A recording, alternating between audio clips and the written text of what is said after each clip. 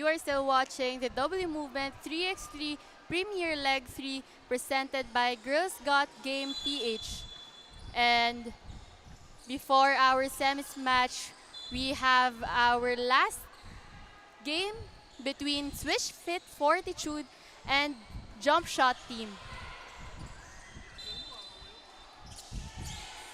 Starting off with the game. Yes, and for just everybody's information before we head into the ball game, itong Swish Fit Fortitude, they have a record of 1 win and 3 losses compared to this jump shot team. Actually, gulat ako na 2-2 pala sila because Tina to has been really playing well alongside yung kanyang mga kakampi, no? So I'm actually surprised na ito yung record nila. But I think that'll be an advantage because kung sino man yung makakaharap nila going to the contest, I'm sure it'll be our big surprise, no? Kung sino kung sino man yung mga kalaban nila. Swish Fit Fortitude with 1 win and 3 losses, while the Jump Shot team has 2 wins and 2 losses also. And back to the ball game with Jump Shot leading with 1 point.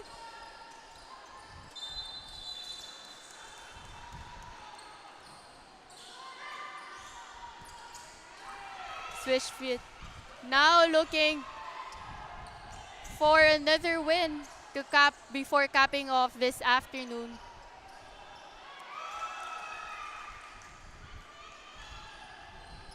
And that was Dulatre giving them a tie ball game.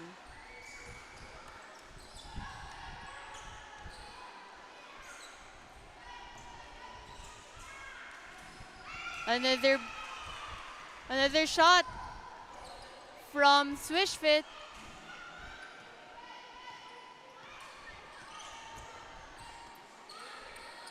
Ivy Martinez now bringing the ball, was stolen by the dark jerseys, wasn't able to convert there. Now Dulatre passes it to Martinez. Martinez looking for a teammate. Wasn't able to convert with the shot clock. Swish Fit now up by a point against the jump shot. 8 minutes and 3 seconds left.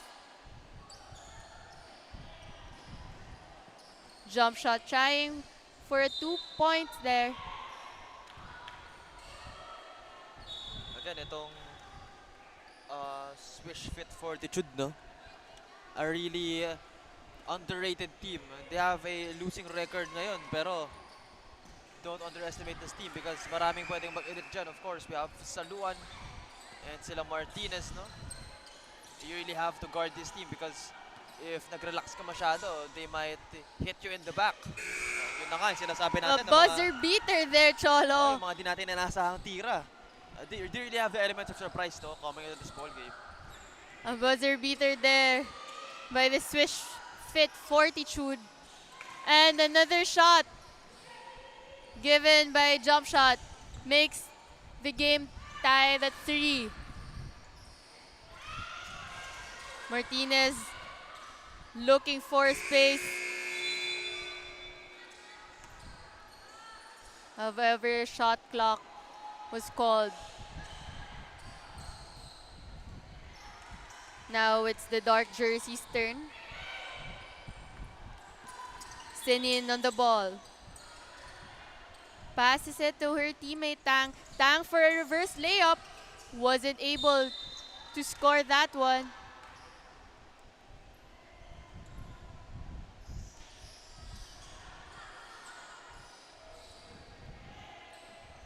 Seven minutes in this ball game.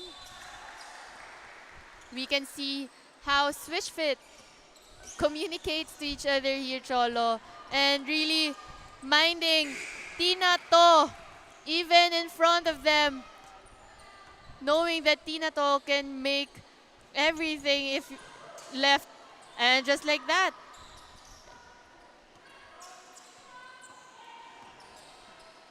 Switch Fit now up by 1. Ang with the ball, passes it. Good pass by Senin. However, wasn't able to get that shot. We have a back and forth game, no? Medyo unpredictable yung pinapakita ng dalawang team na to. We really don't know what to expect. Lalo na this will be their last game, no? Of the eliminations. Pero, tira natin kung may mga magpapagulat ba sa atin in this game. Swish Fit Fortitude now driving to the basket. However, was left alone there. A steal by Saluan. Saluan looking to pass. Passes it to her teammate. Scores, however, wasn't able to make it again. Tina To. Actually, to gusto ko lang pag-usama si Tina To, no? She really impresses me, no? Na kitang-kita yung IQ. Yung IQ niya when it comes to playing the ball. She's a really post-up player, pero hindi siya yung typical post-up player. As we can see, yun nga, pinag-usapan natin si Tina, which she scores. Hindi siya yung typical post-up player, eh. She posts up, then she finds her teammates, yung mga nag-backdoor. And that's one of the things coaches want, no? Sa ganong klaseng player. And parang ang sarap maging sentro sa isang laro.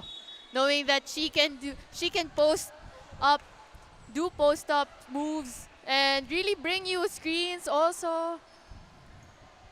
And this timeout is brought to you by Refreshing Boost. Blue Refreshing Boost. Alam mo, ang awkward ba? Bakit ka tinanggalan? Ang awkward kasi bakit nag-echo sa mic? Hindi mo ba narinig? Ganyan sa Junior MBBL, mas malakas pa. Back in the ball game. Swish Fit and Fortitude. Swish Fit Fortitude and jump shot. Tied at 4. Good rebound there. Swish Fit looking for a teammate. Madrazo on the drive. Out of bounds call for Swish Fit.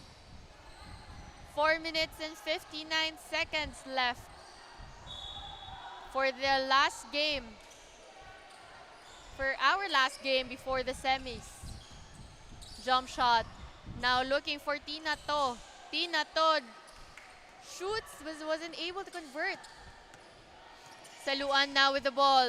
Driving all alone, however, wasn't able to score. Tina To again. What a great pass. However, I think that was a call from the ref. Foul by the dark jerseys. We have a very low-scoring game, no? We're at the deadlock at 4, and nakakalahati na tayo sa ating game with just 4 minutes and 23 seconds. Actually, more than half na. So, it'll really be a bit toe-to-toe battle, no, between these two teams, lalo na we're nearing into our dying minutes. Great composure here for both of our teams. However, only one team would make this game, and that's, again, the jump shot team taking the lead now. Senin for another 2-point shot, making the lead to 3. Swish Fit now looking to score. Saluan trying to for another 2-point shot, wasn't able to make it. Jump shot team. Another 2-point shot there by Tang, but wasn't able to convert. And ito yung jump shot, no, medyo they went on their 3-0 run. And for me, no, kung sino man yung makahanap ng rhythm nila, lalo na in the dying minutes, yun yung team na magwawagi for me because tuloy-tuloy na yun eh. Once you find your rhythm, lalo na this team ito, in jump shot, kilala natin yan, lalo na. Si Tina to, really great passes. Si Senin can hit the outside jumper. Wala, it's really hard to stop once this team finds the rhythm. You're right there, Cho. However, knowing Swish Fit, they will also make a way to find that rhythm and really give Jump Shot the game that they're looking for. With Tina To here, another bucket for her, making the lead now to 4. Swish Fit drives. Great rebound there. Effort by Saluan. And was given a foul.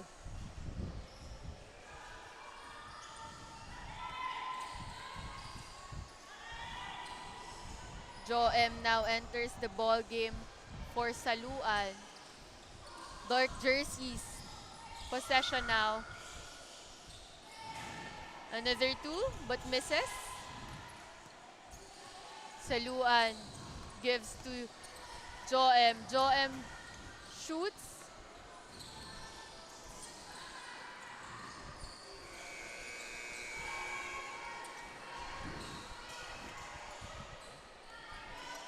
Jump shot, wanting to extend the lead here.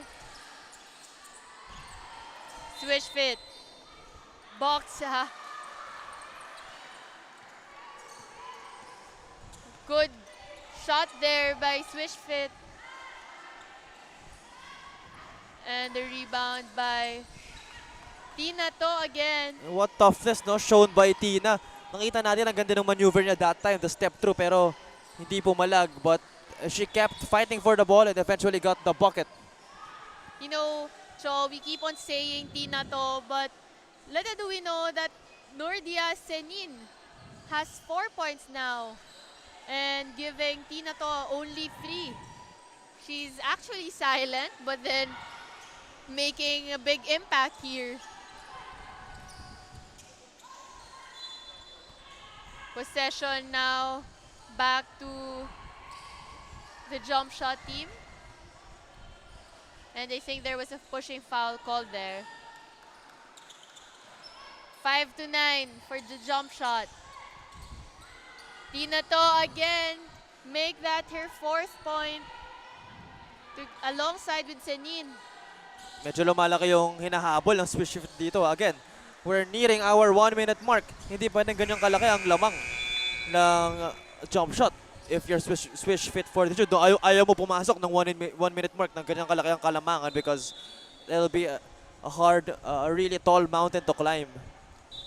Swish Fit Fortitude should take in mind the shot clocks also kasi parang pang ilan na rin nilang turnover to, and if you're part of their team, you have to really... Timeout is brought to you by Boost, Blue Refreshing Boost.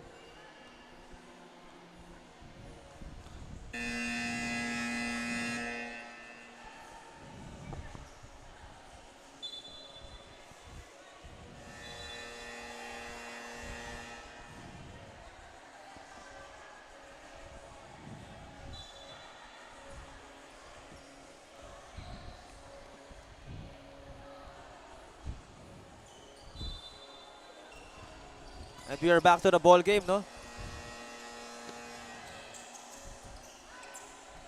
What a pass there for the jump shot team. Couldn't convert the first one, but then gets her own rebound for Cheryl Tang and finally scores. Now the lead is up to 6.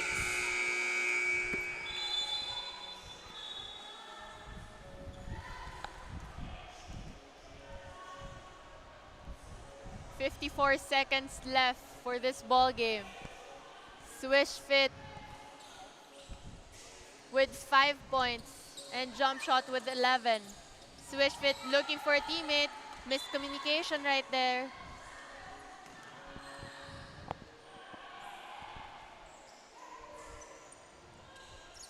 Ball possession now goes to jump shot. Tang looking for Tina To. Great move there by Tina To. Wasn't able to make it. Rebounded by Saluan. Saluan gives to Madrazo. Picked up by the jump shot. Jump shot. Wasn't able to get that 2-point shot from Tina To. Kailangan magmadali ng switch fit dito because there's just remaining seconds. Ito, matay na yung oras. 4 seconds remaining. Ito, mukhang they would just burn down the clock for jump shot. And our final score is 6-11 with jump shot claiming the win.